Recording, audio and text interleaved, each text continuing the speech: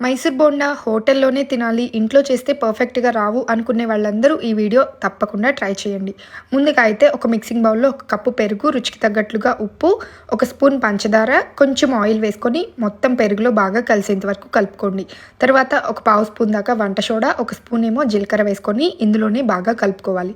ఈ విధంగా పెరుగులో ఎయిర్ బబుల్స్ వచ్చేంత వరకు కలుపుకున్న తర్వాత ఇందులో ఒక కప్పు మైదా, ఒక కప్పు గోధుమ పిండి వేసుకొని మొత్తం బాగా కలిసేంత వరకు కలుపుకోండి. అవసరమైతే కొంచెం వాటర్ వేసుకొని ఇలా పిండిని వీడియోలో చూపించిన విధంగా ట్యాప్ చేస్తూ కలుపుకొని మూత పెట్టేసి ఒక 10 నిమిషాలు నానపెట్టుకోండి. ఎక్కువసేపు కూడా నానపెట్టక్కర్లేదు, జస్ట్ ఒక 10 నిమిషాలు నానపెట్టుకోవాలి. ఈ కన్సిస్టెన్సీలో కలుపుకొని తర్వాత చట్నీ కోసం మిక్సీ జార్లో కొబ్బరి, పల్లీలు, పుట్నాలు, పచ్చిమిర్చి, అల్లం, వెల్లుల్లి వేసుకొని రుచికి తగ్గట్లుగా ఉప్పు వేసుకొని ఇలా మెత్తగా ఫైన్ పేస్ట్ లాగా గ్రైండ్ చేసుకొని తర్వాత పోపు వేసుకొని పోపు మొత్తం చట్నీలో బాగా కలిసేంత వరకు కలుపుకొని పక్కన పెట్టుకున్నామంటే మైసూర్ బోండాలోకి చట్నీ కూడా రెడీ అయిపోతుంది. చాలా బాగుంటుంది.